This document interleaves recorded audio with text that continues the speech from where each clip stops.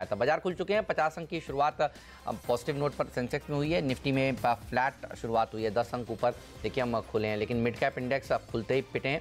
और bank Nifty ये problem area है, देखिए 40 पॉइंट नीचे खुला और अब 80 पॉइंट नीचे खुलने के बाद धीरे धीरे खिसक रहा है। जी एंटरटेनमेंट करीब 10% मजबूती के साथ शुरुआत हुई और एफएनओ में ये पहला सर्किट होता है। और उसके बाद देखिए जी एंटरटेनमेंट अब हो गया 16% ऊपर। डिश टीवी में भी देखिए 13-14% का जोरदार उछाल और इसके बाद अब सन टीवी भी देखिए करीब करीब 3% मजबूती के साथ खुला है। तो टॉप 3 गेनर्स वही जो सबसे ज़्यादा पिट रहे थे शुक्रवार के सेशन में और एक अच्छा उछाल यहाँ पर देखने को मिला है। LNT इस पर भी रखिएगा नज़र और ये भी देखिए अच्छे नंबर्स के बाद 2% की मजबूती के साथ खुल चुका है। NBCC में भी तेज़ी देखने को मिली है, 1% की मजबूती। TV18 ब्रॉडकास्ट में भी मजबूती है। तो सारे के सारे मीडिया स्टॉक्स जो जोर से पिटे थे शुक्रवार को, यहाँ पर एक तगड़ा उछाल आज सुबह सवेरे देखने को मिल रहा है। लेकिन बैंक निफ्टी पर रखिएगा नज़र क्योंकि ये अब 100 पॉइंट नीचे पहुँच चुका है। माइंडट्री में आयकर विभाग ने जिस तरह से नोटिस दिया है वो स्टॉक सबसे बड़ा लूजर है, 3% नीचे। अडानी ग्रुप के स्टॉक्स पर भी रखिएगा नज़र। अडानी पोर्ट कमजोरी के साथ कारोबार कर रहा है। अल्ट्राटेक सीमेंट आज भी देखिए जोर से खुलने के बाद पिटा है, करीब 350 रुपये की गिरावट इसमें हमने देखा था। वीरू शुक्रवार को हुई थी और आज भी कोई राहत की बात नजर नहीं आ रही है, खुलते ही फिसलता हुआ 2.25% नीचे अल्ट्राटेक सीमेंट। जी हाँ, और अगर आप देखिए ये वागले साहब के एग्जिट टारगेट थे 3460, लेकिन आप देखिए DHFL को नंबर्स और इनके डिस्बर्समेंट में सब्सटेंशियल अगर आप देखें कमी, और DHFL आपकी स्क्रीन पे 2% नीचे है। और वीकनेस वाले काउंटर्स में बॉश, ल्यूपिन, बालकृष्ण इंडस्ट्रीज और एक्साइड इंडस्ट्रीज शामिल है। लेकिन अगर आप जी और डिश को छोड़ दें तो तीसरे पायदान पे जो स्टॉक टॉप गेनर है वो है जेट एयरवेज, 3% ऊपर। सन टीवी, DLF, LNT करीब 2% ऊपर खुला है। LNT अगर आप देखें जिस पर हम बात कर सकते हैं वागले साहब, LNT अच्छी ओपनिंग और कुछ अगर आप देखें प्रश्न थे हमारे रिगार्डिंग डिविडेंड, लेकिन जिस प्रकार की ओपनिंग हुई है उस पर आपका रिएक्शन क्या होगा? पहला इंट्राडे के लिहाज से पॉजिटिव है, ये मूव 1330 तक एक्सटेंड हो सकती है, बट 20 रुपए के लिए LNT जैसे स्टॉक में मुझे बाय कॉल लेना नहीं है, मैं वेट करूंगा। बिल्कुल, आप तो LNT पर ये रहा है, लेकिन DLF भी देखिए एक बाउंस दिखा रहा है। इन शॉर्ट जो शुक्रवार को स्टॉक्स में प्रेशर था उनमें एक बाउंस बैक देखने को मिल रहा है। टाटा मोटर का DVR भी देखिए ये भी करीब करीब 1% ऊपर कारोबार कर रहा है। और देवान साहब कह रहे थे कि टाटा मोटर के ग्रुप के ऊपर ये बुलिश हैं। ऑयल इंडिया भी देखिए 1% उछाल के साथ कारोबार कर रहा है। जी एंटरटेनमेंट हो गया अब 18-19% ऊपर और डिश टीवी हो गया अब 14% ऊपर। सन टीवी इसके पीछे भागता हुआ आपको नजर आएगा। SRE इंफ्रा भी पिटने के बाद एक तगड़ा उछाल आज दिखा रहा है। HVP IOC में भी मजबूती के साथ इस समय कारोबार हो रहे हैं, लेकिन बैंक निफ्टी और मिड कैप इंडेक्स ये दूसरा हाल बयान कर रहे हैं। और इसके चलते देखिए सेंसेक्स और निफ्टी भी अब लाल निशान में खिसक चुके हैं। 2 बढ़ने वाले शेयर के सामने 3 गिरने वाले शेयर। तो माइंडट्री वागले साहब कितना और कमज़ोर हो सकता है? 3.5% नीचे है, इस पर क्या कॉल होगा ये बताइए। जिस तरह से गैप डाउन खुला है मुझे थोड़ा सा डिस्कम्फर्ट है, बट इसके लोअर लेवल्स आने हैं, 820 तक के लोअर लेवल्स आने हैं। मैं थोड़ा सा एक 8-10 रुपये बाउंस बैक आता है तो मैं बेचूंगा।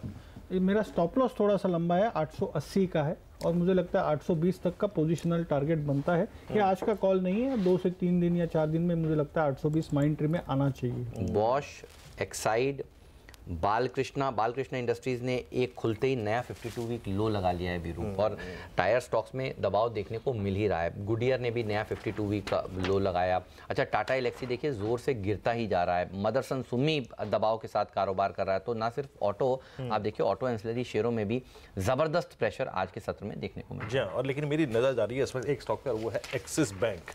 देखिए निफ्टी बैंक जहां जाके ठहरा और उसी वक्त अगर आप देखिए जो एक्सिस बैंक की प्राइस परफॉर्मेंस थी ना वो काफ़ी अच्छी खासी है, 671 रुपये 65 पैसे। और ये इनफैक्ट अब अगर आप देखें ऑलमोस्ट 672-65। निफ्टी बैंक भी रुका है एग्जैक्टली उसी क्लस्टर में, 26,950 के क्लस्टर में जाकर रुका। और इस स्टॉक पे नजर रख के चलिएगा एक्सिस बैंक। वागले साहब, मैंने कहा था हेमंत की राखी की पावर को आप ये मत करिए। चल रहा है इस वक्त। और ये माहौल में, क्योंकि माहौल मतलब ऐसा नहीं है कि मार्केट वन वे क्रैक होगा, बट जिस तरह से फ्राइडे को ब्रेक हुआ था ये बाउंस बैक है। और axis bank and Wipro will be 2 stocks जो मेरे पॉजिटिव बाय रडार पे रहेंगे।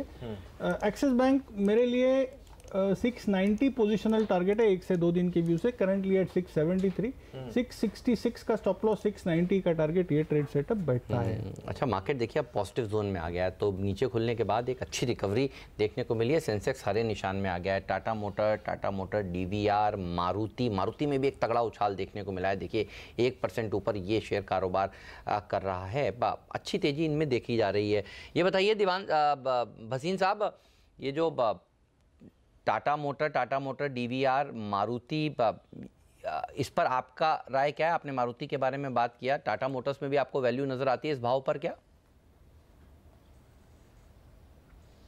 हाँ बिल्कुल, देखिए Hemant, you will have to be slightly contrarian, और ऑटोज में कभी आपको मौका बुरी खबर पे ही मिलेगा, और हमें पता है बुरी खबर क्या थी। एक ओवरहैंग था, इंश्योरेंस था, एनबीएफसी था। अब मारुति जैसा शेयर ने आपको 3 साल का लो दिखा दिया, 6500 का लेवल है। मेरे हिसाब से अगर आप एक वैल्यू इन्वेस्टर हो तो आपको जरूर यहां इन्वेस्ट करना चाहिए, चाहे आप सिप कीजिए या कोई अच्छा ऑटो का थीमेटिक फंड लीजिए, but you must be in the stocks, because I am again reiterating the underlying bullishness globally will play out very well। और हमारे यहाँ ये अटकली है एक बजट की जिसमें थोड़ा सा उतार चढ़ाव है। जनरली मैंने देखा है हिस्टोरिकली जब ये बजट ओवर होता है उसके बाद एक पेंट अप फीलिंग आती है। साथ में रुपया डॉलर के अगेंस्ट स्टेबल हो रहा है, and foreign flows and foreign investors are going to be huge buyers from here to right up till the elections. वाकई टाटा मोटर्स का शानदार प्रदर्शन, 175.30 लेकिन देखिए बार बार मेरे नजर जा रही है स्टॉक्स पे जो कि खुलते साथ रिवर्स होने की कोशिश कर रहे हैं। इसमें आप देखिए आप टाइटन करीब 977 के स्तर पे। वागले साहब, इसकी डेली कैंडल को मैं देखा था, इनफैक्ट अगर आप देखें लोअर शैडो का बड़ा होना, दैट मीन्स प्राइस नीचे टिकने को तैयार नहीं है और अब आ गया फ्लैट हो गया। आपकी राय क्या है सेकेंड हाफ के लिए, मतलब ये ओपनिंग के बाद के लिए? व्यू पॉजिटिव है वीरू। आपका जो टी फैक्टर जो आप काफ़ी टाइम से बोल रहे हो और मैं भी बोल रहा हूँ, ये मुझे 4 डिजिट दिखता है। एक्चुअली मुझे फ्राइडे को लग रहा था, जो हुआ नहीं है मार्केट माहौल में, बट शायद ये आज और कल में हो सकता है। तो 970 के स्टॉप लॉस से, मे बी 973 के स्टॉप लॉस से, ये अगेन फ्यूचर्स के लेवल्स है, मुझे लगता है ये 1000-1005 तक के लेवल्स दिखा सकता है। बिल्कुल, तो 4 डिजिट में जाने के लिए बिल्कुल तैयार है। इस हफ्ते के अंत में शुक्रवार को टाइटन के नतीजे आने वाले हैं। याद करिए हम शुक्रवार से को भी कह रहे थे और पिछले हफ्ते भी कह रहे थे कि ये उससे पहले 4 डिजिट दिखा सकता है, तो उसी तरफ ये स्टॉक का बढ़ता हुआ। लेकिन DHFL ये 4% नीचे खुलते ही इसमें ज़बरदस्त प्रेशर आज के सत्र में देखा जा रहा है। अच्छा, उससे पहले अल्ट्राटेक सीमेंट लाते हैं और उसके ऊपर वागले साहब की मोहर लगाते हैं। वागले साहब, ये तो आपके टारगेट्स आराम से हासिल हुए, 3450 का टारगेट आपने दिया था, और जिस हिसाब से ये शेयर गिर रहा है, भसीन साहब से पूछते हैं। भसीन साहब, इसमें दिक्कत की बात आपको क्या नज़र आ रही है? क्योंकि अब बड़े बड़े ब्रोकरेज हाउसेज की रिपोर्ट्स जो मैंने पढ़ी वो ये कह रहे हैं कि बिनानी का एक्विजिशन भी एक समस्या हो गई है इस कंपनी के लिए। क्या इसमें कुछ कॉन्ट्रा बाय लेंगे या ये और नीचे मिल सकता है? हाँ करेक्ट। तो देखिए अभी बिनानी सीमेंट की बायआउट पे थोड़ा सा उठकली लगी है, लेकिन हमने ये देखा है turnover has gone up, margins are at the lowest, और उसका थोड़ा सा श्रेय जाता है पेटकोक प्राइसेस और एक ग्लोबली थोड़ा सा, लोकली थोड़ा सा जिस रीजन में ये ज्यादा डोमिनेंट है वहां पे थोड़ा सा slow down. But cement is an evergreen play. अगर आप थोड़ा से भी बुलिश हो on low cost housing for all, ये बहुत स्ट्रांग थीम है। अगर आप HDFC के नंबर सुने या बात, तो आई थिंक ये एक क्वार्टर हाइटस है 3400 3450, ये थ्रो अवे लेवल्स हैं अल्ट्राटेक के। तो I would definitely be a contrarian in UltraTech and ACC at these levels. Wasim साहब, बहुत बहुत शुक्रिया, आप इस कार्यक्रम में शामिल हुए, सभी स्टॉक्स और इंडस्ट्रीज पे आपने राय रखी, बहुत बहुत शुक्रिया। इस बीच आप देखिए TCS, जिसमें हमने बात की थी, एक मैंडेट लिया था कि हाँ भाई IT में अच्छी खासी स्ट्रेंथ है। TCS 1945 डे हाई पर, और देखिए निफ्टी IT जो है ना वो 15,101 के स्तर पे दिन के सर्वोच्च स्तरों पे कारोबार कर रहा है। तो इस वक्त IT स्पेस अगर आप देखें एक डिसाइसिव मूव देता हुआ, और एक डिसाइसिव मूव निफ्टी IT में। वागले साहब, आपकी राय कुछ? वागले साहब का अंगूठा थम्स अप ऐसे करा आ रहा है। वीरू, मैं लिखने वाला था उतने में आपने जिक्र किया, मेरे लिए ये अभी के अभी वाला स्टॉक है। चलिए, और विप्रो से आज इसमें ज्यादा स्ट्रेंथ बढ़िया है सर। और ये मल्टीपल रेजिस्टेंस जो कि 1940 1938 ये लेवल्स को जिस फोर्स से आज ब्रेक किया है, आप एक 10 रुपए का स्टॉप लॉस लीजिए। 40-50 रुपए आपको आज और कल में मिलने चाहिए। आज के दिन के मतलब बात करते करते आधे एक घंटे में 20-25 रुपए मिलने चाहिए। बिल्कुल, तो इस पर रखिए नजर। चंदन, आपको भी नजर आ रहा है टीसीएस में बाइंग इंटरेस्ट बनता हुआ, और अगर कोई और शेयर आपके सामने आया हो तो वो भी बताइएगा। जी हाँ, देखिए क्लियरली टीसीएस में मोमेंटम है। 3 स्टॉक्स यहाँ पे हमें समझ में आ रहे हैं, टीसीएस, टाइटन और एक्सिस बैंक। टीसीएस की बात करूं तो डेली और आर्ली चार्ट में एक इनवर्स हेड एंड शोल्डर बना है जो एक पॉजिटिव इंडिकेशन दे रहा है। स्टॉक ने अपने फॉलोइंग सप्लाई ट्रेंड लाइन को सरपास किया है। लास्ट ट्रेडिंग सेशन को decisively 50 day exponential moving average के ऊपर क्लोज किया है और 1944 का जो हर्डल है उसको पार किया है। Short covering last trading session में देखने को मिली थी, तो ओवरऑल सेटअप पॉजिटिव है। यहाँ पे हम 1990-2000 तक के टारगेट देख रहे हैं। उसके अलावा आईटी पैक में विप्रो भी एक काउंटर है जहाँ पे मोमेंटम है, 375 तक के लेवल देखने चाहिए। एक्सिस बैंक में हम लगभग 690 तक का मूवमेंट देख रहे हैं और टाइटन में यहाँ पे 1000 रुपए तक का टारगेट देख रहे हैं। इस बीच आप देखिए, अगर आप हर स्पेस के इस वक्त लीडर को देखें ना, बैंकिंग में हमने एक्सिस बैंक की बात की थी, लेकिन अब नजर रखिएगा कोटक महिंद्रा बैंक पर। अब धीरे धीरे अगर आप देखें आपको डाइवर्जेंसेस नजर आएंगे। शुक्रवार का ट्रेडिंग बिहेवियर थोड़ा सा अगर आप देखें बैकफुट पे जा रहा है, और आज का एग्जैक्टली अगर आप देखें रिएक्शन निकल के आ रहा है 1274, 1274 रुपए भाव आपकी स्क्रीन पे है। वागले साहब कुछ कहेंगे? वेट करूंगा, वेट करेंगे, क्योंकि बैंकिंग में एक्सेस के बिना मुझे कोटक अच्छा है, बट वो जो इंट्राडे मोमेंटम के जो पैरामीटर्स है वो मेरे लिए अभी तक क्लियर नहीं है। मैं थोड़ा सा वेट करूंगा। अच्छा, अब जी एंटरटेनमेंट में बहुत बड़ा मूव आया और अब देखिए ये अब है 14% ऊपर।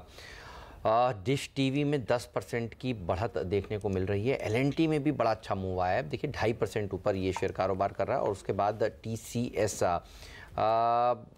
पागले साहब एस्कॉर्ट्स आपने कहा है बेचेंगे, मेरे लिए नहीं सस्टेन हो रहा है ऊपर में, और एस्कॉर्ट्स एक स्टॉक है जो वीक कैटेगरी में है।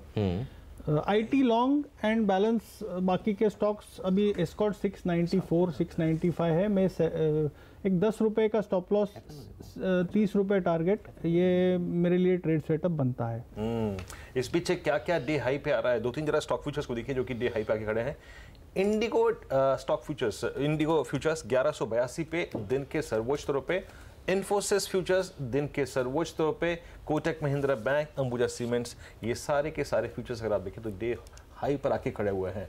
और अगर आप देखें कुछ स्ट्राइक करने वाला एलिमेंट क्या है, इंडिगो को ही देख लेते हैं एक बार एग्जैक्टली। अगर आप देखें 1.5% ऊपर कारोबार करता हुआ इंडिगो, अरे स्ट्रॉन्ग रिएक्शन यहाँ पर 1181। और आई थिंक देखिए इंडिगो जानते क्या कर रहा है, जरा प्लीज एक बार कैंडल चार्ट लेके आएंगे। ये पिछले 3 दिन के हाइस को, यानी गुरुवार के और शुक्रवार के हाइस को पार करने की कोशिश कर रहा है। प्रकाश, आपकी राय इंडिगो पर? देखो प्रकाश जी और राय नहीं इंडिगो। हाँ सही बात है। नहीं आपका फरवरी भी आने वाला है। हाँ नहीं, फरवरी, वही तो मैं कह रहा हूँ कि ये जो फ्राइडे को इसमें था, जो बढ़त आई थी, लोगों को पहले थर्सडे फ्राइडे को समझ नहीं आई, क्योंकि जेट में जो वीकनेस है शुक्रवार की सुबह समझ में आ गई थी। वो उसमें ये उसको फायदा जो दिख रहा था वो आपको दिख रहा है मार्केट रिएक्शन में, प्राइस वॉल्यूम एक्शन में। लेकिन मैं वही बोलने की कोशिश कर रहा हूँ कि नंबर्स जो खराब आए, लोगों ने उसमें भी उत्साह देखा कि क्रूड का फायदा इनको मिला है, सॉफ्ट क्रूड रहा। लेकिन अब क्रूड अगर बढ़ना शुरू हो जाता है, कहीं भी फर्मिंग अब शुरू हो जाता है, तो फिर इसमें आँच आनी शुरू हो जाएगी। तो ये लेवल पे आपको रिस्क रिवॉर्ड जो है मेरे हिसाब से थोड़ा सा स्ट्रेस्ड है। I would not recommend a buy at 1175। हाँ, 1100 के नीचे आता है, जो मैंने कहा भी था कि 1050-1100 तब जाके होता है। ऑफकोर्स सनी भी बहुत इस पे बुलिश रहे हैं, मुझे पता है, लेकिन वो फरवरी के बाद का माहौल और अभी थोड़ा सा डिफरेंस रहेगा। तो मेरा व्यू थोड़ा सा कॉन्ट्रेरियन है, इसमें लॉन्ग पोजीशंस मेरे हिसाब से नहीं बनती। अच्छा, प्रभात डेयरी एक बार लाते हैं 10% नीचे। मैं भाव स्क्रीन पे दिखूंगा, जरा दिखाइए जरा एक बार क्या भाव है। पागले साहब, इसका अल्टीमेट टारगेट है कोई आपका? जैसे आपने बड़े बड़े टारगेट पहले तो देखिए, पहले तो बधाई हेमंत। नहीं ये तो वाकई उस दिन जो कॉल लिया हमने ना 120 रुपए पे, हैं दूध में पानी वाला। पागले साहब, ये बच गए लोग यार, रहेगा, ये जाएगा कहाँ पाएंगे?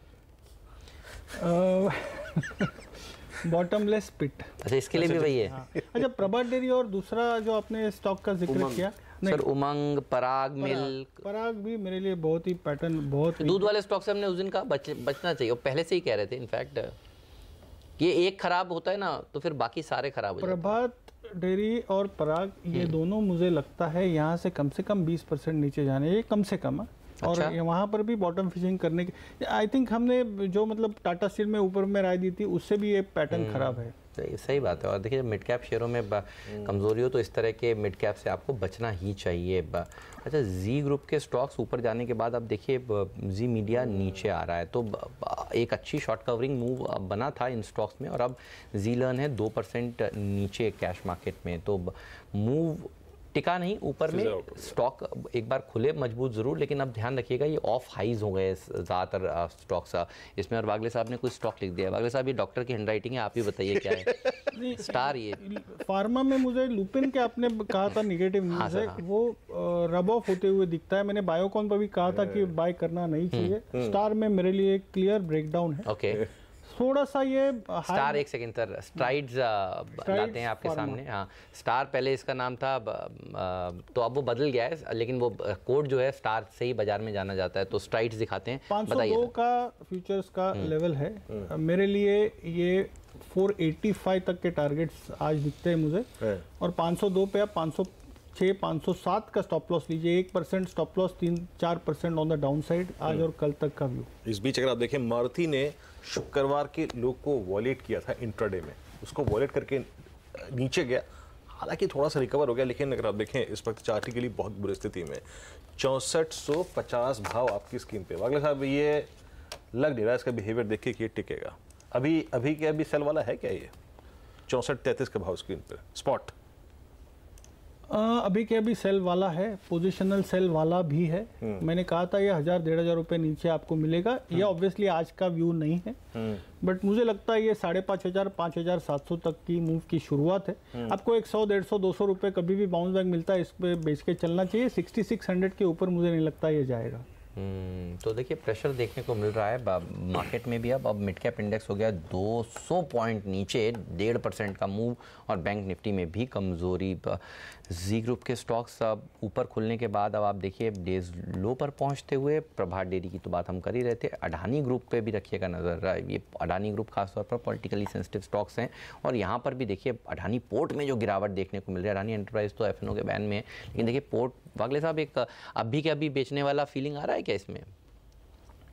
हेमंत लेट हो गए। हाँ, लेट तो हो छोड़ दीजिए, ये आपकी गलती नहीं है, ठीक है सर। बाय द टाइम मैं बात करूंगा ये ऑलरेडी 12% जब देखो हो गया, होना है, तो इसीलिए मैंने कहा अगर लोग ट्रैप हो जाएंगे अभी बेचेंगे छोड़ दीजिए। लेकिन ये स्टॉक्स पर नजर रखिएगा, इनमें जबरदस्त प्रेशर देखने को मिल सकता है। 13%। अभी एफएनओ का भाव दिखाएंगे तो आपको समझ में आएगा किस तरह की गिरावट इस स्टॉक में देखने को मिल रही है।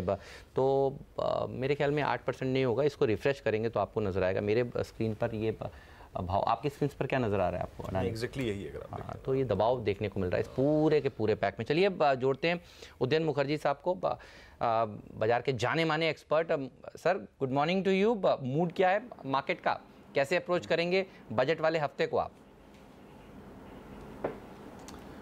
मूड अच्छा नहीं है हेमंत, क्योंकि आप देखिए जनवरी के महीने में निफ्टी सिर्फ 1% गिरा है, तो निफ्टी को तो हम फ्लैट ही कह सकते हैं, लेकिन वो सिर्फ 2 स्टॉक के लिए है, रिलायंस और इन्फोसिस। ये 2 स्टॉक को आप हटा दीजिए, मार्केट उतना अच्छा नहीं कर रहा है। और ब्रॉडर मार्केट को देखिए, मिड कैप स्मॉल कैप, जो आपके दर्शक हैं उनके पोर्टफोलियो में तो ज़्यादातर मिड कैप स्मॉल कैप होंगे, वहाँ पे mid cap index small cap index 5% गिर चुका है जनवरी के महीने में।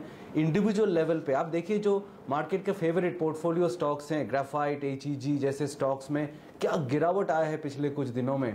तो मैं कहूँगा जनवरी के एंड में जैसे सीरीज खत्म हो रहा है, मार्केट का मूड अच्छा नहीं हो सकता, क्योंकि जिनके पास ये सारे स्टॉक्स हैं उनका पोर्टफोलियो परफॉर्मेंस मेरे ख्याल से खराब होगा। और ज़्यादातर पोर्टफोलियो में कहूँगा जनवरी के महीने में 7-8-10% नीचे गया है, ऊपर नहीं।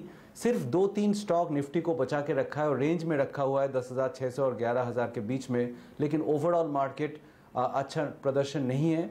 और हम देखते हैं अभी बजट क्या करेगा मार्केट के लिए, लेकिन नियर टर्म के लिए तो मार्केट थोड़ा अनसर्टेन लग रहा है। तो सर ये जो अडानी ग्रुप के स्टॉक्स अचानक से अब गिरने लगे, पोर्ट हो गया है 16%, पावर हो गया है अडानी पावर 12-13%, एंटरप्राइजेज एफएनओ के बैन में होने के बावजूद 7% नीचे। पिछले हफ्ते हमने देखा डीएलएफ में बड़ी गिरावट देखने को मिली, और भी कई लंबी लिस्ट है जहां पर प्रेशर बना हुआ है। चर्चा चल रही है कि कल कोबरा पोस्ट की एक प्रेस कॉन्फ्रेंस होगी, 33,000 करोड़ रुपए का कोई स्कैम है जिसके ऊपर वो बात करेंगे। ये मूड जो है ये बहुत पिछले कुछ दिनों से कमज़ोर हो चुका है मार्केट का, और ख़ासतौर पर पॉलिटिकली सेंसिटिव डिफेंसिव स्टॉक्स में ज़्यादा तेज गिरावट देखने को मिल रही है। आप इन ग्रुप्स को किस तरह से देखते हैं और इन पर क्या राय है? देखिए, जी का जो पिछले हफ्ते का मामला हुआ है उसके बाद मार्केट का मूड और थोड़ा नर्वस हो गया, क्योंकि इसमें कॉन्फिडेंस टूट जाता है। जी छोटा स्टॉक नहीं है, जी एक बड़ा स्टॉक है, एंटरटेनमेंट क्षेत्र का सबसे दिग्गज स्टॉक है। एक दिन में जब ऐसे स्टॉक 30% गिर जाता है, एक छोटा स्मॉल कैप में हम मान सकते हैं, लेकिन एक इंडेक्स स्टॉक जब 30% गिर जाता है तो लोगों का कॉन्फिडेंस थोड़ा हिल जाता है। और मैं कहूँगा आज जो आप अदानी ग्रुप या दूसरे कुछ स्टॉक्स की जिक्र कर रहे थे, इसमें एक कॉन्फिडेंस क्राइसिस की बात आ रहा है, क्योंकि लोग सोच रहे हैं कि अभी ये जो इन्वेस्टिगेशंस चल रहा है, ये रिपोर्ट्स आ रहे हैं प्रोमोटर्स के बारे में, उनका फाइनेंशियल पोजीशन के बारे में, क्या ऐसे और आ सकते हैं बाहर। आप याद करेंगे बहुत साल पहले जब सत्यम स्कैम हुआ था, मैं ये नहीं कह रहा हूँ कि जी का सत्यम का सिचुएशन एक है, लेकिन जिस दिन वो स्कैम का इंफॉर्मेशन बाहर आया था, उस दिन जो भी कंपनी था जहां पे थोड़ा सा बैलेंस शीट पे शक था या प्रमोटर पे शक था, वो स्टॉक बिना कारण 20-25% गिर गया था सत्यम के साथ। मेरे ख्याल से माहौल अभी वैसे बन गया है कि जी को देख के इतना कॉन्फिडेंस टूट गया लोगों का कि वो सोच रहे हैं कि जो कंपनी में ऐसा कोई न्यूज़ आने का या बैलेंस शीट में या प्रोमोटर फंडिंग में या पॉलिटिकल कनेक्शन लेके कोई शक है, उससे दूर रहना चाहिए, और उसमें बहुत ज़्यादा सेलिंग आ चुका है। तो मैं कहूँगा ये थोड़ा रिपल इफेक्ट है जी का मामला का पिछले हफ्ते से, और मार्केट बहुत ही शक से देख रहा है अभी ऐसे कोई कंपनी जहाँ से खराब न्यूज़ फ्लो आके सडनली इतना वेल्थ डिस्ट्रक्शन हो सकता है। इस बीच अगर आप देखें निफ्टी डे लो पर, और निफ्टी ने अपने 200 डे एक्सपोनेंशियल मूविंग एवरेज को वॉलेट कर दिया है। उधर इस निराश कर देने वाली स्टोरी के क्रम में अगर आप देखें, जो शुक्रवार का एक बहुत बड़ा इंसिडेंट था वो था मारुति, और किस तरीके से मारुति टूटा। आई मीन 300, 400, 500 रुपए एक दिन में मारुति का टूटना, ये एग्जैक्टली ऑटो किस दर्द से गुजर रहा है उसका एक बहुत बड़ा रिफ्लेक्शन था। ऑटो पे आपकी अप्रोच क्या है इस वक्त, और कितना डाउन साइड लग रहा है आपको इस वक्त? देखिए, काफ़ी हद तक प्राइस डिस्ट्रक्शन ऑलरेडी हो चुका है, क्योंकि आप ऑटो क्षेत्र में स्टॉक्स देखेंगे, काफ़ी स्टॉक्स, सब नहीं, काफ़ी स्टॉक्स अपने 52 वीक लोज पे ट्रेड कर रहे हैं। ऑटो जो पिछले साल शुरुआत में 2018 के शुरू में मार्केट का सबसे फेवरेट सेक्टर्स में था, तभी सब लोगों को पोर्टफोलियो में ऑटो ही ऑटो था, और अभी कैसे पिक्चर बदल गया पिछले 6-7 महीने में, जहाँ पे 52 वीक लोज आ रहे हैं ऑटो क्षेत्र में, मंथली नंबर्स खराब आ रहे हैं और लोग निकलना चाहते हैं सिर्फ ऑटो क्षेत्र से। देखिए, डिमांड सिग्नल्स अभी भी अच्छे नहीं है, डिमांड के संकेत अच्छे नहीं है। इसका साफ सबसे बड़ा इंडिकेशन था मारुति का जो इन्वेंट्री बिल्डअप हुआ है, जो वो क्लियर करने की कोशिश कर रहे हैं। आपके देश का सबसे बड़ा ऑटो कंपनी का जैसे इतना बड़ा इन्वेंट्री पाइलअप हो जाता है, आपने देखा वो इन्वेंट्री डिस्काउंट देके क्लियर करने के वजह से क्या मार्जिन में फॉल, गिरावट आया है मारुति का। लेकिन दूसरे साइड से मैं कहूंगा कि प्राइस डैमेज ऑलरेडी बहुत हो चुका है। मारुति 9,500 रुपये का स्टॉक होता था कुछ महीने पहले, अभी 6,500 रुपये का स्टॉक हो गया। ये एक बड़े स्टॉक के लिए, दिग्गज स्टॉक के लिए कम नहीं है। 1/3 इसका मार्केट कैप निकल गया है ऑलरेडी ये करेक्शन में। अभी देखिए, जितना खराब न्यूज़ आना था सब आ गया है। डिमांड खराब है, करेंसी खराब है मारुति के लिए, मेटल प्राइसेस ऊपर जा रहे हैं, इसके लिए मार्जिन खराब हो रहा है, और इन्वेंट्री बिल्डअप हो रहा है। और क्या खराब हो सकता है? मारुति को देख के मुझे याद आता है एशियन पेंट्स का डीमोनेटाइजेशन के बाद, इतना बड़ा ब्लू चिप कंपनी, इतना बड़ा वेल्थ क्रिएटर, लेकिन 850 रुपये में लैंग्विश कर रहा था डीमोनेटाइजेशन के बाद, और कोई छूना नहीं चाह रहा था वो स्टॉक को। वापस आ गया है 1400 रुपये पे लगभग। तो मैं कहूँगा, जब अच्छे कंपनीज ऐसे बुरे वक्त से गुजरते हैं, एक तो नियर टर्म के लिए पेन शायद रहेगा, लेकिन लॉन्गर टर्म इन्वेस्टर्स के लिए ऐसे बड़ा प्राइस करेक्शन के बाद शायद ये एक अपॉर्चुनिटी भी बन सकता है। इस पे ध्यान रखिए, और एशियन पेंट जैसे एग्जाम्पल को भी याद में रखिए जब आप मारुति को आज देख रहे हैं। बिल्कुल, तो अच्छे शेयर अगर नीचे सस्ते में मिलते हैं तो लॉन्ग टर्म के लिए वो अपॉर्चुनिटी आपको देते हैं। तो ध्यान रखिए। आप कुछ देर पहले भसीन साहब भी यही कह रहे थे और उदयन सर भी यही आपको बता रहे हैं। लेकिन सर, बजट से आपकी अपनी एक्सपेक्टेशन इस बार क्या है? पॉपुलिस्ट है ये तो सब कह रहे हैं, लेकिन आप क्या सुनना चाहेंगे वित्त मंत्री जी से?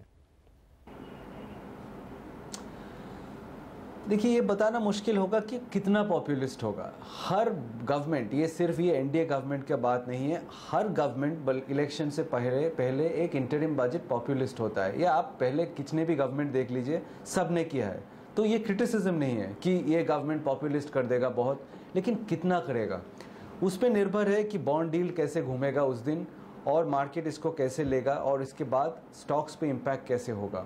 देखिए 3.3%, 3.5% पे ज़्यादा ध्यान मत रखिए, क्योंकि वो एक मार्केट को कहने के लिए नंबर है, उससे कुछ ज़्यादा फ़र्क नहीं पड़ता है। फ़र्क इससे पड़ेगा कि आपने अगर किसानों के लिए एक बहुत बड़ा स्कीम अनाउंस किया, उसका फंडिंग क्या है और उससे फिस्कल सिचुएशन का क्या फ़र्क पड़ने वाला है। क्योंकि ऐसे एक स्कीम अगर अनाउंस्ड हुआ तो ये सिर्फ इस साल का स्कीम नहीं है, ये परमानेंट स्कीम बन गया, हर साल हर गवर्नमेंट को करना पड़ेगा। अगर ऐसे एक इनकम ट्रांसफ़र स्कीम आ गया तो लॉन्ग टर्म इम्पैक्ट होता है ये फिस्कल डेफिसिट पे अगर ऐसा कोई बहुत बड़ा स्कीम आता है। छोटा मोटा 50-60 हज़ार करोड़ का स्कीम बहुत बड़ी बात नहीं है अपने बजट के लिए लेकिन अगर बहुत बड़ा स्कीम आता है तो बॉन्ड डील पे पड़ेगा असर। तो मैं कहूँगा कि जो 4-5 दिन है बजट से पहले 2 क्लस्टरों पे स्टॉक्स पे नज़र रखिए।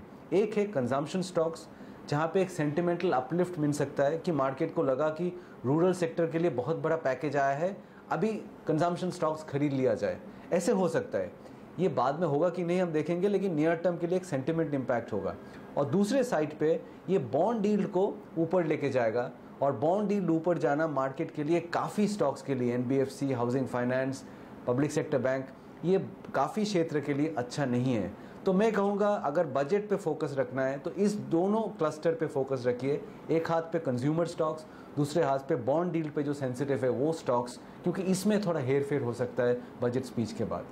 बहुत बहुत शुक्रिया सर समय निकालने के लिए, इस चर्चा में आज शामिल होने के लिए। मार्केट पर रखिए नज़र, क्योंकि प्रेशर जो है वो और गहराता जा रहा है। मिड कैप इंडेक्स अब 300 पॉइंट नीचे पहुंच गया है। अब देखिए सेंसेक्स खुलते ही फिसला 150 पॉइंट नीचे इस समय कारोबार यहाँ पर हो रहा है, और निफ्टी भी दिन के निचले स्तर पर 10,700 तोड़ेगा, ये एक बड़ा सवाल है। बैंक निफ्टी में 200 पॉइंट का फॉल देखने को मिल रहा है। अडानी ग्रुप के स्टॉक्स जोर से पिटते हुए, जो शुक्रवार को हमने जी ग्रुप के स्टॉक्स में देखा था, आज उसी तरह का पैनिक अडानी ग्रुप में देखने को मिला। 16% नीचे पावर पोर्ट, जब आगले साहब से बात हुई थी तो देखिए 9% नीचे था, अब हो गया 12% नीचे। DHFL हो चुका है 6% नीचे। इंडिया बुल्स हाउसिंग में 5.5% की गिरावट। हाउसिंग फाइनेंस कंपनियों में जोर से पिटाई। अडानी एंटरप्राइज FNO के बैन में है, इसीलिए कम गिरा है, लेकिन 5.5% ये भी गिर चुका है। पहले चलते हैं अश्विनी जी के पास। अश्विनी जी बताइए, कैसे देख रहे हैं आप मार्केट को, क्या ट्रेड लेंगे इस समय? मेरे हिसाब से डर 10,950 पे होना चाहिए था। अब 10,730 पे ज़्यादा डरने से फ़ायदा है नहीं। मुझे लगता है कि यहाँ से कम एक पुल बैक रैली आना चाहिए जो 10,830, 850 तक जाए। उसकी वजह यह है कि इस जोन में मार्केट कई बार बॉटम आउट होकर ऊपर गया है, तो भले ही फाइनली यहाँ बॉटम आउट होना या नहीं, लेकिन एक बार ही यहाँ पे बड़े खिलाड़ी आके इस बाज़ार को ऊपर ले जाएंगे और देखेंगे कि बुल्स में कितनी ताकत है। तो फिलहाल हम यहाँ पे बाय कर रहे हैं, लेकिन निफ्टी कॉल्स के थ्रू जहाँ हम थोड़ा बहुत होल्ड कर सकते हैं कि 10,650 का ब्रॉडली एक स्टॉप लॉस रख के, क्योंकि जो भी सिचुएशन है वो अब एक साथ ही हर रोज़ कोलैप्स हो जाएगी। ये भी थोड़ा एक एक्सट्रीम व्यू है। अगर हम देखें तो फ्राइडे से लेके अब तक कुछ 300 पॉइंट गिर चुका है निफ्टी, तो यहाँ कहीं जो है कुछ शॉर्ट्स अपने प्रॉफिट घर ले जाएंगे। तो फिलहाल जो है लार्सन में बाय है 1320 का स्टॉप, 1355 का टारगेट। PNB में बाय है 75 का स्टॉप, 82 का टारगेट। और TCS में बाय है 1930 का स्टॉप, 2000 का टारगेट। बहुत बहुत शुक्रिया आप इस कार्यक्रम में शामिल हुए। सभी स्टॉक्स पे इंडस्ट्रीज पे अपनी राय रखी है आपने। करीब 184 अंक नीचे निफ्टी बैंक, लेकिन मेरा ध्यान एक जो ग्रुप है ना अडानी के बाद जिसने अभी अभी गिरना शुरू किया है, पॉलिटिकली सेंसिटिव। हाँ, हम कह रहे हैं पॉलिटिकली सेंसिटिव स्टॉक्स। अब ADAG पैक देखिए आप, रिलायंस कैपिटल अब हो गया है 5% नीचे, रिलायंस इंफ्रा हो गया है 4% नीचे। तो बागले साहब, यहाँ पर कोई आपको सेल का आइडिया नज़र आ रहा है क्या? क्योंकि जिस हिसाब से अडानी समूह के स्टॉक गिरे हैं, यहाँ पर कौन सा बेचेंगे ये बताइए। दोनों बेचना है तो दोनों के लिए टारगेट अभी के अभी वाले स्टॉक हैं क्या, पहले ये बताइए। अभी में मेरे को रिलायंस कैपिटल मेरे नज़र में आ रहा है। पिछले 6 दिनों के लो, स्विंग लो जिसको बोलते हैं, 205 के लेवल आज ये एक साथ तोड़ रहा है। करंटली है 200, आप 206 का स्टॉप लॉस लीजिए। मुझे लगता है 180 के लेवल्स आपको शायद आज ही मिल सकते हैं, इतना momentum on the down side. आप कह रहे हैं रिलायंस कैपिटल बेचना चाहिए, तो पहले तो फ्यूचर लाएंगे आपके सामने। ये 201 का भाव है, ये बेचेंगे तो क्या टारगेट 180 मतलब, और स्टॉप लॉस 206, रिस्क 5 रुपये, रिवॉर्ड 20 रुपये। चंदन जी, रिलायंस कैपिटल में कितना फॉल हो सकता है आपके लिहाज से? क्योंकि देखिए ये अब रिलायंस कैपिटल हो गया 7% नीचे। 180 का वागले साहब का टारगेट है, अपना टारगेट लिखाइए। जी हाँ, देखिए एडीएफसी ग्रेप कंटिन्यूसली वीक है, यहाँ पे हमारा कवरेज में नहीं है, बट ओवरऑल स्ट्रक्चर काफी नेगेटिव है। आज से कुछ दिन पहले 195 196 का सपोर्ट होता था, वो लगभग दिसंबर में, और कंसोलिडेशन के बाद उस लेवल को तोड़ रहा है, तो लगभग यहाँ से 5-6% के डाउन साइड ओपन होते हुए नजर आएंगे।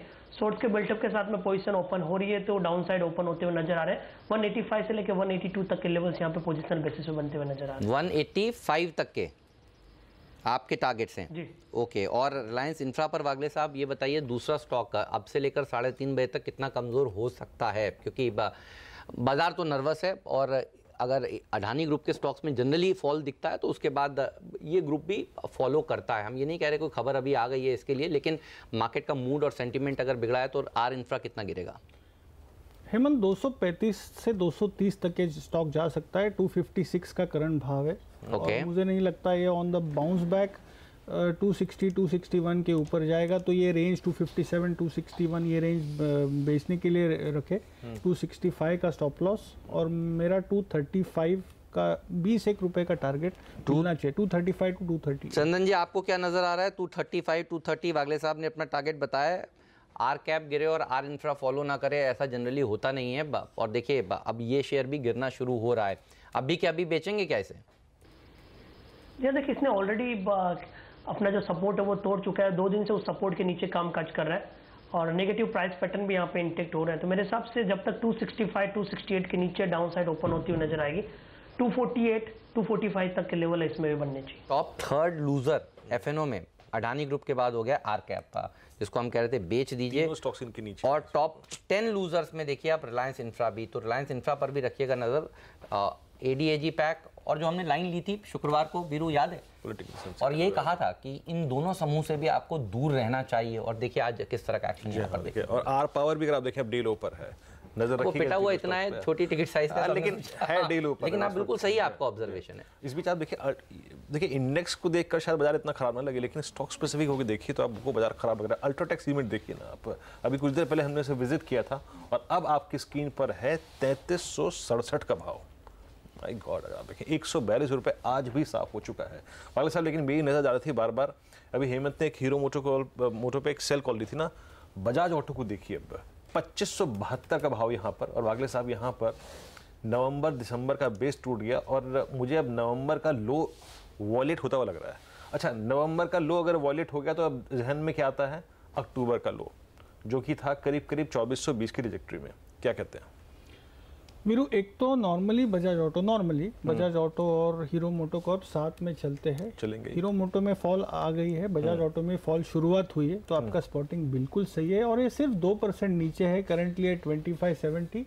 आपको 2605 का स्टॉप लॉस लेना है, एक 1.5-1.25% का। मुझे लगता है ये 2400 तक जा सकता है ऑन द डाउन साइड। अभी मतलब 170 रुपए की मैं नीचे की बात कर रहा हूँ। 30 रुपए 35 रुपए का रिस्क लेके आपको 150 से 170 रुपए नीचे मिल सकते हैं। तो इस पर रखिएगा नजर। ये India bulls, housing, Piramal enterprises, DHFL, ये सब क्या हो रहा है यहाँ पे दीवान साहब? ये हाउसिंग फाइनेंस कंपनीज पे बहुत दबाव है, और खास करके जो ग्रू के नंबर्स आए हैं उसके बाद से ये ग्रू का इम्पैक्ट है। हाँ, मतलब ओवरऑल सेक्टर रीरेट हो रहा है कि जब सबसे अच्छी कंपनी को इतना प्रेशर रहा, ऑफ कोर्स ट्रांजैक्शन उनका था, लेकिन वो कोई नंबर्स और ट्रांजैक्शन को लेके कोई लेना देना है नहीं। तो आई थिंक मैंने सुबह ही संदीप से भी यही पूछा था कि NBFC में खासकर HFCs में वीकनेस जो है वो कहाँ और स्प्रेड हो सकती है। तो DHFL में भी डिसबर्समेंट इतने लो आए, ग्रू के प्रॉफिटेबल नहीं रहे डिसबर्समेंट, सो मतलब माहौल तो खराब है ही। सर हेमंत, एक स्टॉक की मुझे याद आती है, बता दीजिए। डिश टीवी भाव देख लीजिए इसका। बिल्कुल। अच्छा, दबाव में है, सही, ऊपर से नीचे आया है, लेकिन अभी बेचने की मैं बात नहीं कह रहा हूँ। मैंने बात करते करते 35 के आसपास कहा था, ये शायद सिंगल डिजिट हो सकता है। ओके, इस बीच आप ओआई गेनर्स में हेमंत जो अदानी का जिक्र कर रहे थे ना, इसमें क्या गजब शॉर्टिंग हुई यार। ओआई गेनर्स में तीसरे पायदान पे अगर आप देखें लगभग 13% का ओपन इंटरेस्ट बिल्डअप हुआ है यहाँ पर, तो वाकई अच्छा। प्राइस गेनर्स में हम शायद एक पे बात नहीं कर पाए, वो था भारतीय इंफ्राटेल। प्रकाश आज 1.5% ऊपर है, 283.50 का स्तर यहाँ पर है। आपने कोई एग्जैक्टली अपने क्लाइंट्स के साथ व्यू शेयर किया इंफ्राटेल पे? नहीं। वागले साहब, कोई टेक्निकल रिकमेंडेशन यहाँ पर? व्यू तो पॉजिटिव है ऑलमोस्ट। सॉरी, आप डे हाई पे है ऑलमोस्ट इस वक्त। हाँ, नहीं, मेरा इस पे व्यू पॉजिटिव है। इनफैक्ट 3 दिन पहले एक बार ब्रेकडाउन आया था, फिर ब्रेकआउट आया, और जिस तरह से मुझे लगता है ये माहौल में भी ये 290 295 के आसपास जाना चाहिए। 270 295 की ये रेंज है। ठीक बात है। अच्छा, एक स्टॉक का वोडाफोन आइडिया, ये जिस हिसाब से दीवान साहब, ये होगा क्या इसका यानी टारगेट नीचे वाला? बाकी साहब इसमें दीजिए कोई कुछ, आपको क्या नजर आ रहा है? क्योंकि हाँ, इसमें जो राइट्स इशू जो डिसाइड हुआ है कि राइट्स इशू आएगा और दोनों पार्टनर सब्सक्राइब करेंगे, वो एक्चुअली पॉजिटिव था उस टाइम तक। लेकिन इनके लिए सबसे बड़ा नेगेटिव रहा है, जो मैंने पहले भी बताया था, रिलायंस के रिजल्ट के बाद जो स्टेटमेंट आई कंपनी की तरफ से कि जियो कोई भाव बढ़ाने के उसमें नहीं है मूड में, और मार्केट शेयर या सब्सक्राइबर एडिशन के ऊपर फोकस ज़्यादा है, तो उस वजह से भारतीय और इस पे दोनों पे नेगेटिव इम्पैक्ट रहेगा कि अब भाव बढ़ा ही नहीं सकेंगे। अगर भाव नहीं बढ़ा सकेंगे तो इनकी कमर तो ऐसे ही टूटी हुई है, तो ये और भी इस पे दबाव पड़ना है। So I think that is what the market is reacting to. Wagle साहब, इस पे कोई ऐसा टारगेट जो फिर हम बाद में 6 महीने बाद देखें या 3 महीने बाद देखें? वोडाफोन आइडिया का भाव लाते हैं जनवरी का, क्योंकि देखिए कंपटीशन के सामने ये स्टॉक, ये कंपनियां टिकने में इनको काफ़ी मुश्किल हो रही है, ये सब जानते हैं, जग जाहिर है ये बात। तो वोडाफोन आइडिया पे नीचे का क्या टारगेट है आपका? हेमंत, 3 महीने 6 महीने बहुत दूर है। मैं तो फरवरी की बात करूंगा, 1 महीने। ओके। और मैं टारगेट भी थोड़ा सा एग्रेसिव दूंगा। क्या है सर? 30 का भाव है, 18 का टारगेट। 18 का टारगेट नजर आता है आपको? ब्रेकडाउन हुआ है, एक फ्रेश ब्रेकडाउन। या भी देखिए क्या जोर से गिर रहा है ये स्टॉक का। चलिए, तो इन स्टॉक्स पर रखिए नजर। आज बहुत सारे एक्सीडेंट्स हैं। वागले साहब, हमारी स्टॉक 2020 की टीम ना बहुत क्लोजली ट्रैक करते हैं। वागले साहब, आपको कभी ऐसा दिखा है कि 2 बाय कॉल हों और 8 सेल कॉल हों? आप कितने दिन से ट्रैक कर रहे हैं? पहले तो हेमंत और सेल का कोई कनेक्शन ही नहीं था। नहीं, लेकिन मूड ही ऐसा है मार्केट का। आप देखिए वीरू, पहले तो ये क्रेडिट थोड़ा सा हमको मिलना चाहिए, वीरू को भी। हाँ, वीरू को मिलेगा। हमने आपको इन्फ्लुएंस कर दिया और वो सही है, क्योंकि ऐसे टाइम पे आप अगर यूजर्स को या दर्शकों को कहोगे कि बाय करे तो थोड़ा सा मुश्किल हो सकता है। ठीक बात है। और एज ए ट्रेडर ये मार्केट में बेचना ही चाहिए। आर कैप देख लीजिए, अब इस समय दिन के निचले स्तर पर पहुंच चुका है, 7.5% नीचे। अडानी पावर, अडानी पोर्ट, वागले साहब ने कहा जब ये इतने नीचे खुले हैं तो अभी क्या इनको बेचें, लेकिन आप देखिए दबाव इन पे बरकरार है। और रिलायंस इंफ्रा हो चुका है अब 6% नीचे। वोडाफोन आइडिया में वागले साहब का टारगेट नोट रखिएगा, 18 रुपए का, ये और नीचे पहुंच सकता है। और अल्ट्राटेक सीमेंट में तो ये हो क्या रहा है सर, ये होगा क्या अल्ट्राटेक सीमेंट का? क्यों? क्योंकि इतना गिरने के बाद इसमें एक छोटा सा बाउंस देखने को मिला कुछ सेकंड्स के लिए, और उसके बाद ये गिरता ही जा रहा है। अच्छा, मैं रिपोर्ट्स पढ़ रहा था ओवर द वीकेंड इस कंपनी पर, अल्ट्राटेक पर, कह रहे हैं कि नतीजे तो खराब हैं ही, लेकिन बिनानी का एक्विजिशन के चलते एबिटा पर और ज़्यादा प्रेशर बनेगा। मैनेजमेंट की कमेंट्री ये कहती है कि चौथी तिमाही में वो भाव नहीं बढ़ा पाएंगे। इलेक्शन के चलते उनको कोई होप नहीं है। अच्छा, जो चीज़ हुई नहीं है मॉनसून, उसको लेकर भी उन्होंने कह दिया है अपनी कमेंट्री में कि हमें नहीं लगता इस बार इतने अच्छे मॉनसून के बाद अब सीमेंट कंपनी इसके ऊपर भी कॉल दे रही है। इसका मतलब ये है कि अंदर से विश्वास कितना हिला हुआ है और वो भाव में दिख रहा है। कमेंट्री इतनी खराब। इसका सबसे बड़ा रीजन है ओवर कैपेसिटी। इनकी जो सीमेंट की कैपेसिटी जो एक्विजिशन करने के बाद हुई है, पहले जेपी लिया, फिर अब बिनानी आया, और उनकी खुद की पहले ही कैपेसिटी सबसे ज्यादा थी देश में। तो वो जो 96,000 एमटी जो जिस पे बैठे हुए हैं, वो इतना इजी नहीं है उसका माल बेचना और उसमें भाव बढ़ा के बेचना। तो जो फिक्स कॉस्ट आपकी इतनी हो गई, आपने जो एक्विजिशंस के लिए जो लागत लगाई, तो ये सारे कॉस्ट इनको भारी पड़ रही है। दैट्स व्हाई ये चीज आपको बाकी स्टॉक्स में नहीं दिख रही है। जेपी मॉर्गन कहता है कि वो 3200 से पहले नहीं खरीदेगा। ये मैं आपको उनकी रिपोर्ट बता रहा हूँ कि 3200 से पहले वो एक शेयर लेने को राजी नहीं है। So I think pressure UltraTech पे जो 4000 से जो जिस टाइप का गिरावट आई है, वो दैट इज स्ट्रक्चरली, इस ये कंपनी अपने आप को बड़े उसमें फंस और गए। ऑटो का दर्द कैसे बयां करे जनाब आपको कि हीरो मोटोकॉर्प को देखिए 2610 पे 2 साल के सबसे निचले स्तर पे। ये सेल कॉल थी ना आपकी यहाँ पे? जी हाँ, ये मेरी शुक्रवार को जब मारुति के नंबर आए थे तो हमने कहा था अभी बेच दीजिए हीरो मोटोकॉर्प, क्योंकि हीरो मोटोकॉर्प के नतीजे आगे आने वाले हैं और ये आएंगे बृहस्पतिवार को इस हफ्ते। और आप देखिए ये स्टॉक अक्टूबर का लो था हेमंत इसका 2630-35 रुपए का, ये वो भी वॉलेट कर गया। वागले साहब अब कोई फ्रेश व्यू यहाँ पर? फ्रेश मैं यही लेवल पे बेचने की तो सलाह नहीं दूंगा, बट बाय करने भी की कोई सलाह नहीं है। हमने ट्रेडिंग बेचा है तो कवर कर सकते हैं, वो बात अलग है। और हमने जो मॉर्निंग में स्टार की बात कही थी उसका टारगेट आ गया है। आप जो मोहर लगाते हो वो लगा दीजिए। लाइए पहले तो लाते हैं 507 में हमने बात की थी, मेरा 492 493 का टारगेट था जो आ गया है। बिल्कुल, तो लाते हैं। देखिए स्ट्राइड्स फार्मा जो पहला कॉल आपको दिया गया था उस पर मोहर लगती हुई, तो एक बार मुनाफा वसूल करिए यहाँ पर। और आज तो बहुत सारे स्टॉक्स में इस तरह के मुनाफे हम लोगों ने बंधवाए हैं लोगों। जी हाँ वाकई। लेकिन इस बीच का अगर आप देखें डिसाइसिव मूव जिस स्टॉक में है ना और जो सस्टेन कर रहा है वो जनाब है विप्रो। अब देखिए ना टिका हुआ है, आप देखें बिल्कुल 2% ऊपर, क्या शानदार मजबूती। विप्रो और एल&टी अपने मूव को अभी तक सस्टेन करता हुआ। इसमें से एक चीज़ जो कि थोड़ी बहुत अगर आप देखें जिसमें डाइवर्जेंस नज़र आ रहा है वो है एक बार के लिए HUL। देख लीजिए बस 0.5% ऊपर आ गया है HUL। अगले साहब जाते जाते एक बार FMCG को भी देख लीजिए। डाबर शानदार मूव दे रहा था शुक्रवार को मिड हाफ तक। HUL एक डाउनसाइड मूव के बाद थोड़ा सा अगर आप देखें मूव दे रहा है और अब ऑलमोस्ट डे हाई पे आके खड़ा हो गया है HUL। इनमें से क्या पिक करेंगे आप? ये इसकी बात हमने पूरी नहीं किया जा। ये दोनों अच्छे हैं बट ये अगेंस्ट द मार्केट चलते हैं, डिफेंसिव प्लेस है।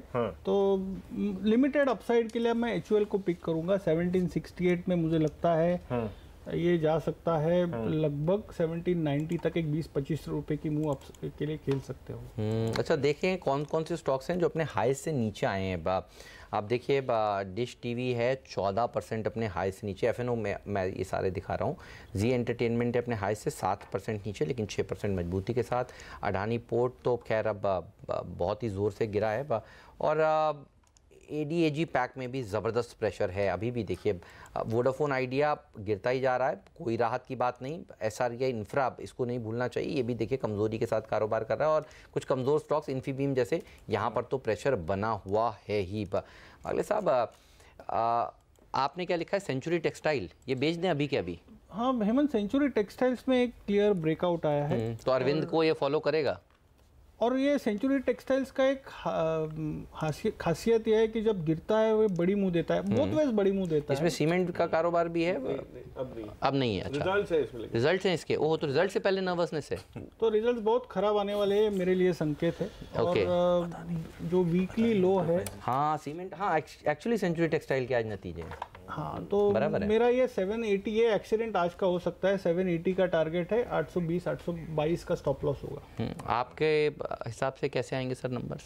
रिजल्ट्स इसकी वीकनेस अल्ट्राटेक फैमिली का ही है तो जुड़ा हुआ तो वहां से है। बट पॉइंट है इसकी रिजल्ट्स में जो सीमेंट में अल्ट्राटेक में जो गिरावट है वो एक्सेप्शनल थी बिजनेस में जो वहां चाहिए। बाकी के इतना ज्यादा असर खराब नहीं पड़ सकता। इसके रिजल्ट्स के कई कारण हो सकते हैं जिसमें वीकनेस आ लीज रेंटल्स को लेके भी चिंता है काफी रहेंगी इनके पास, क्योंकि इनके तो real estate underlying real estate. तो आज का अल्ट्राटेक वागले साहब के हिसाब से तो अब से लेकर 3:30 बजे तक इस स्टॉक पर रखिएगा नजर। साफ तौर पर 780 के लेवल्स यहां पर हासिल हो सकते हैं। ये राय सेंचुरी टेक्सटाइल्स पर। दबाव के साथ कारोबार होता हुआ 10,700 के इर्द गिर्द इस समय निफ्टी कारोबार कर रहा है। 250 पॉइंट नीचे बैंक निफ्टी देखिए इस समय ट्रेड करता हुआ। मिड कैप इंडेक्स में भी दबाव, तो चौतरफा दबाव। एक बढ़ने वाले शेयर के सामने वीरू 5 गिरने वाले स्टॉक्स हैं, तो चौतरफा दबाव मार्केट में बना हुआ है। चंदन जी शुक्रिया, दीवान साहब आपका भी धन्यवाद, बागले साहब थैंक यू, बढ़िया बढ़िया स्टॉक्स बताने के लिए।